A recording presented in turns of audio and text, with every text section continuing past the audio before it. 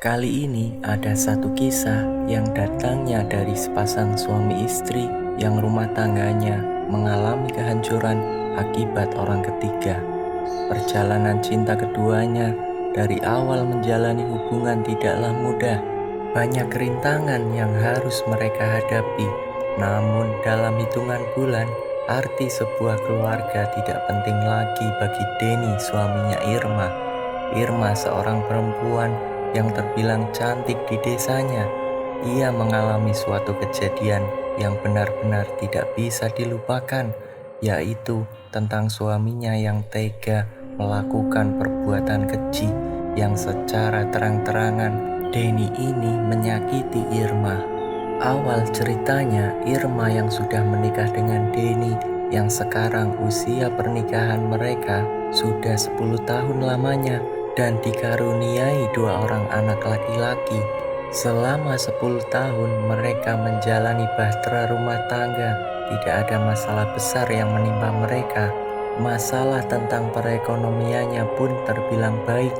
Denny sebagai kepala rumah tangga yang bertanggung jawab menafkahi istri dan anak-anaknya dengan pekerjaan yang dilakukannya setiap hari sebagai buruh konveksi di salah satu desa yang dekat dengan tempat tinggalnya. Sementara Irma yang sebagai ibu rumah tangga, dia pun membuka usaha kecil-kecilan di depan rumahnya untuk membantu suaminya mencukupi kebutuhan sehari-harinya. Hidup di lingkungan pedesaan yang dimana masih terjalin hubungan erat dengan para tetangga. Dari keakraban itulah disalahgunakan oleh Denny. Denny yang bekerja sebagai buruh konveksi ini dipertemukan dengan Lala, seorang perempuan dari desa sebelah yang dikenalkan oleh salah satu temannya, sebut saja Jaka. Jaka mempertemukan mereka berdua dan berkenalan selayaknya berteman biasa. Namun dari pertemuan itulah awal mula masalah keluarganya Irma dan Denny. Ada konflik. Denny dan Lala tanpa sepengetahuan Jaka dan Irma, mereka ternyata saling mengenal lebih dalam. Setiap harinya Denny selalu pulang terlambat, yang sebelumnya pulang kerja jam 5 sore. Namun semenjak mengenal Lala, Denny selalu pulang jam 8 malam. Entah apa yang mereka lakukan di belakang Irma.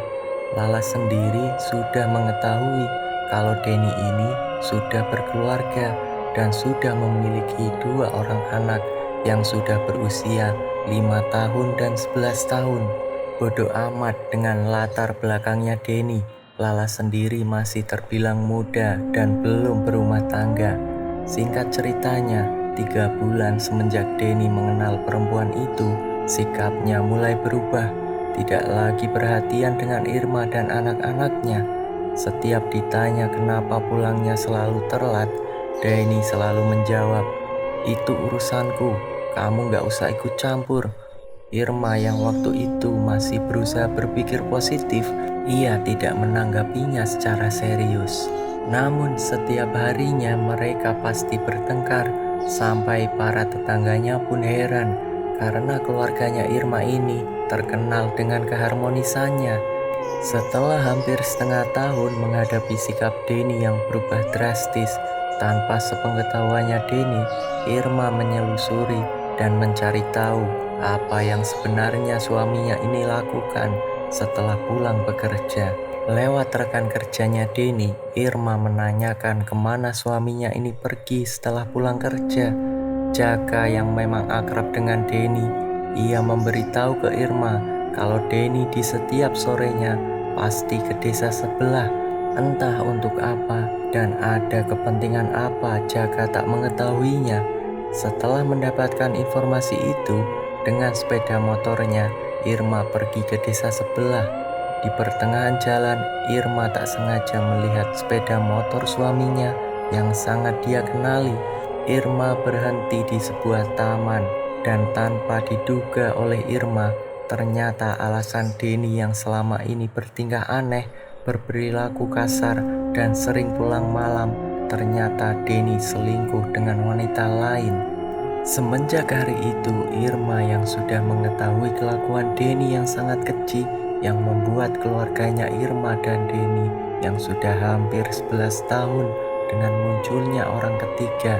Hubungan mereka ini kacau dan berantakan. Irma yang tidak terima diselingkuhi oleh Denny. Irma marah besar, segala umpatan dikeluarkan.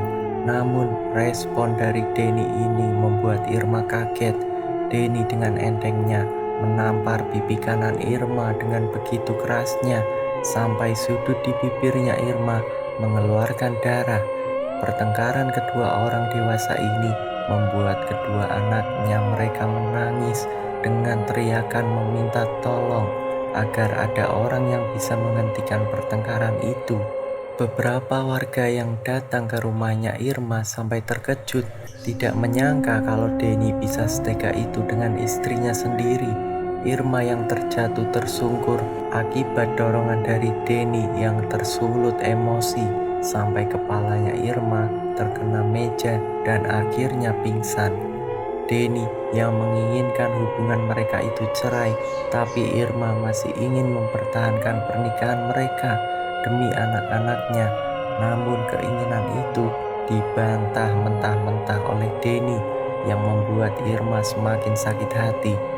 Setelah setengah tahun semenjak pertengkaran itu, Denny ini pergi dari rumah dan sudah tidak pernah menafkahi Irma dan anak-anaknya. Bahkan bukan itu saja, pernah suatu waktu Denny ini pulang ke rumah bukannya bersikap baik dan meminta maaf, tapi Denny mengancam akan membuat dirinya celaka jika ia masih mengusik Denny dan mengharapkan dirinya kembali. Irma sendiri masih menginginkan agar anak-anaknya tetap bersama dengan Denny dan Irma yang bersikukuh tidak mau diceraikan, tidak menerima kenyataan kalau Denny sudah dengan perempuan lain.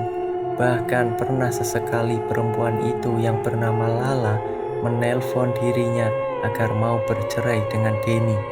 Irma yang tidak terima rumah tangganya ada orang ketiga. Esok harinya dengan emosi yang menggebu-gebu, Irma melabrak Lala. Namun setelah kejadian itu, Irma harus merasakan sakit di sebagian tubuhnya, tepatnya di kaki yang sebelah kanan. Setiap kali Irma melangkahkan kakinya, rasa sakit itu sangat terasa. Namun rasa sakit yang dirasakan Irma itu aneh. Saat digunakan untuk bekerja, kakinya baik-baik saja, normal kembali seperti tidak pernah terjadi apa-apa dengan kaki kanannya. Tapi jika Irma ini ingin mendatangi suaminya di desa sebelah, karena memang Denny sudah menikah dengan Lala tanpa sepengetahuan dan persetujuan Irma, kaki kanannya Irma akan terasa sangat sakit untuk berjalan. Irma yang waktu itu belum tahu apa yang menyebabkan kaki kanannya ini sakit, sampai berobat ke beberapa dokter tak kunjung sembuh juga. Di setiap malamnya pun Irma selalu merasa gelisah sampai tidak bisa tidur. Sekalipun tertidur, pasti Irma akan mimpi buruk.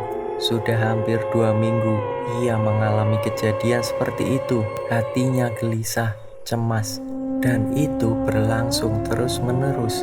Irma berusaha mencari tahu penyebab itu semua dengan menanyakan ke beberapa teman-temannya, dan ia disarankan agar apa yang dirasakan Irma ini coba ditanyakan ke orang pintar atau ke salah satu kiai yang ada di desanya. Jikalau kakinya memang ada sesuatu yang ganjil, sesuatu yang bersifat gaib, insya Allah bisa disembuhkan oleh kiai setempat. Irma pun dengan ditemani temannya, ia langsung mendatangi kediaman kiai tersebut. Irma menceritakan rasa sakit yang dialaminya.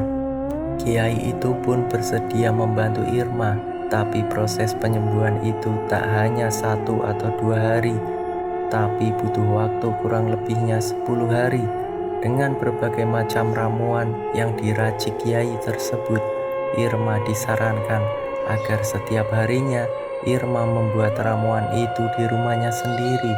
Sampai 10 hari pengobatan itu dilakukan dengan menggunakan ramuan, keadaan Irma kian membaik. Kaki kanannya Irma yang sudah pulih, dia bisa berjalan kembali dengan normal seperti sebelumnya. Dirasa dirinya sudah sehat dan tak merasakan sakit lagi di tubuhnya, Irma langsung saja nekat menuju ke rumah Lala. Sudah 1 tahun lamanya Denny tidak pulang ke rumah. Belum ada kata cerai, namun Denny sudah tidak lagi menafkahi anak dan istrinya. Irma yang waktu itu menuntut agar suaminya ini bertanggung jawab, namun Denny yang tetap bersikeras ingin cerai dengannya, sampai menimbulkan kegaduhan di rumahnya Lala. Pertengkaran antara keduanya sampai didengar oleh tetangga. Lala yang merasa terganggu pun keluar dari dalam kamar sembari menggendong bayi yang masih sangat kecil, yang baru berumur beberapa hari, dan ternyata itu adalah anak dari Denny dan Lala. "Kamu tega banget ya mas, melantarkan anak dan istri, dan kamu sekarang sudah mempunyai anak dari perempuan itu." Irma sangatlah tidak terima kalau suaminya ini sudah mempunyai anak dari perempuan yang sudah merusak rumah tangganya. Namun saat Irma meminta pertanggungjawaban, justru Irma dibuat terkejut. "Kamu sudah sampai ke sini, apa kamu sudah sehat? Apa kamu sudah sembuh?" Mendengar perkataan suaminya ini, Irma sontak saja kaget. "Apa maksud perkataanmu itu?" tanya Irma. "Hahaha, ternyata istriku yang pertama sangatlah bodoh. Kamu itu aku santet agar tidak lagi mengusik ketenanganku dengan Lala." Irma seketika itu juga hatinya seperti disayat-sayat. Rasa sakit yang dideritanya baru saja pulih. Sekarang ia mendapati kenyataan yang ternyata sakit yang selama ini Irma rasakan ulah dari Denny, suaminya sendiri, yang tega menyantet Irma demi bahagia dengan orang yang menjadi perusak rumah tangganya. Semenjak kejadian itu, Irma memutuskan hubungannya. Dia menangis dengan keadaan yang terluka.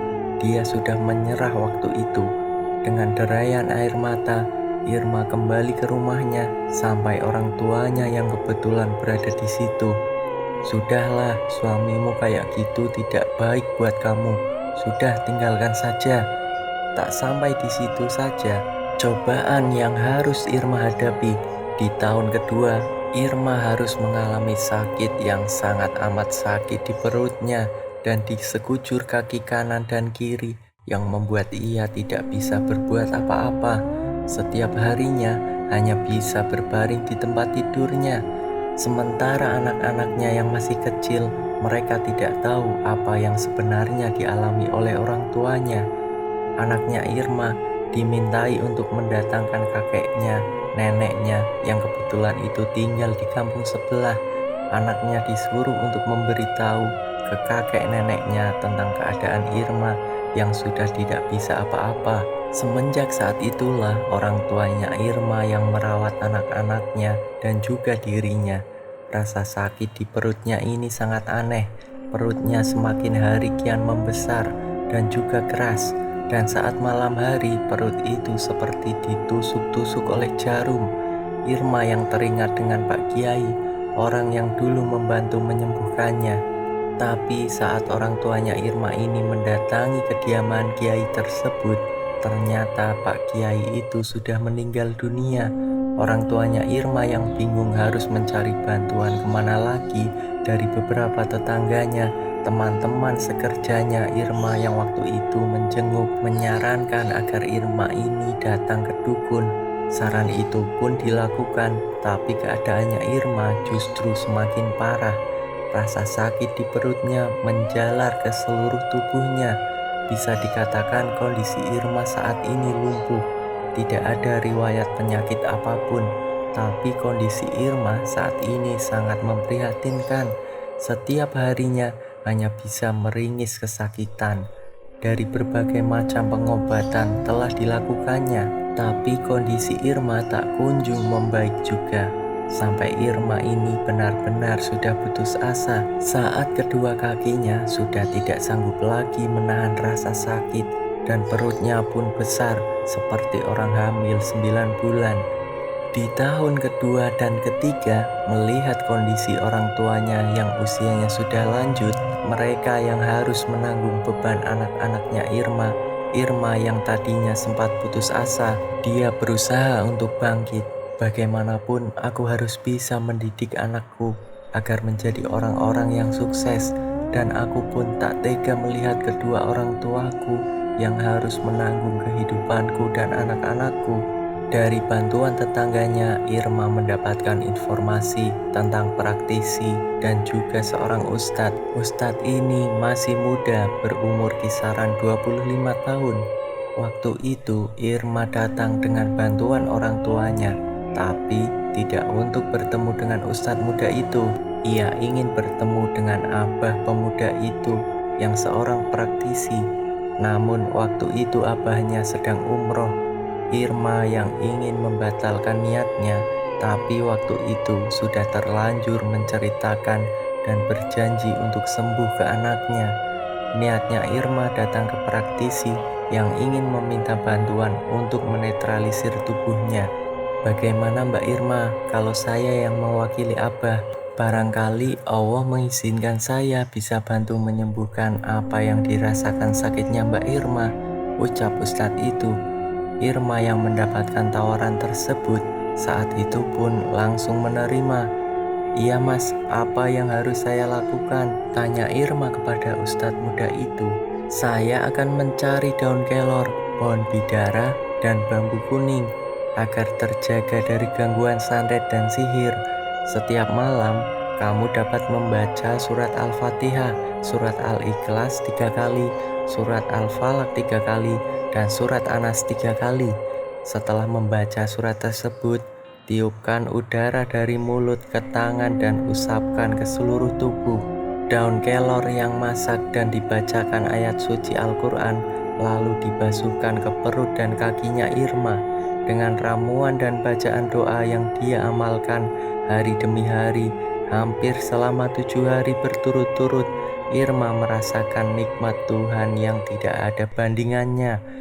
Bagaimana caranya agar saya dan keluarga saya tidak diganggu lagi oleh orang-orang yang sengaja ingin mengganggu keluarga kami dengan cara mengirim santet? Tanya Irma kepada ustadz muda itu. Agar terhindar dari santet atau sihir, kamu maupun keluargamu membaca ayat kursi selepas sholat 5 waktu, membaca ayat kursi sebelum tidur. Hal ini tertuang juga dalam surat Al-Baqarah ayat 255, membaca surat Al-Ikhlas, Al-Falaq, dan Anas setelah selesai sholat 5 waktu. Membaca Al-Ikhlas, Al-Falaq, dan Anas masing-masing 3 kali pada awal hari selepas sholat subuh, serta awal malam selepas sholat maghrib.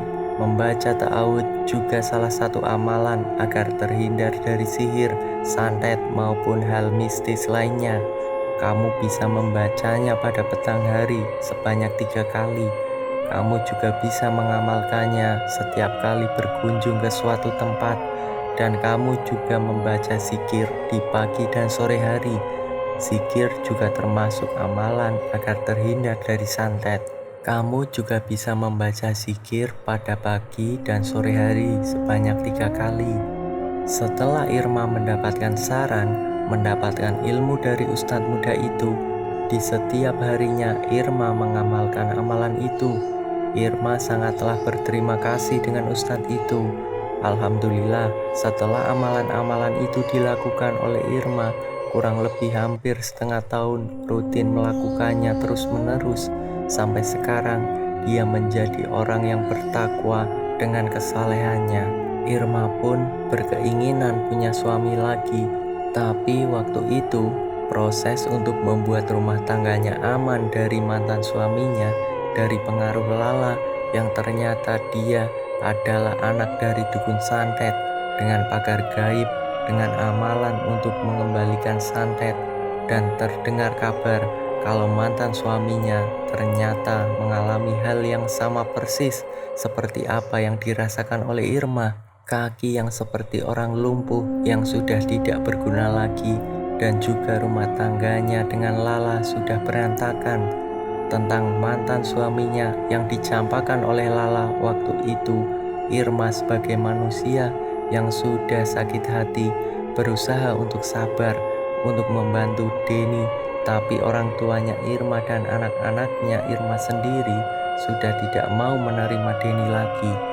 Irma yang masih peduli dan ingin kembali, tapi keinginan orang tuanya dan anak-anaknya agar lebih baik ditinggalkan si Denny itu. Singkat ceritanya, setelah Irma bertemu dengan Ustadz Adi dan menikah dengan beliau, dan sekarang usia anak-anak yang sudah dewasa, Irma sudah punya suami lagi, yaitu seorang ustadz di kampungnya. Sekarang mereka hidup bahagia. Alhamdulillah, semua kisah kelam, kisah pilu tentang mantan suaminya yang dengan sadis menyantetnya, pengaruh santet itu sudah hilang. Dari kejadian itu menjadikan Irma sebagai orang yang lebih bertakwa dan lebih berguna untuk anak dan keluarganya, termasuk untuk lingkungannya. Selesailah cerita ini. Semoga cerita dari Irma ini bisa memberikan wawasan dan pelajaran untuk kita semua. Semoga kita dijauhkan dari perilaku yang merugikan orang lain. Akhir kata, wassalamualaikum warahmatullahi wabarakatuh.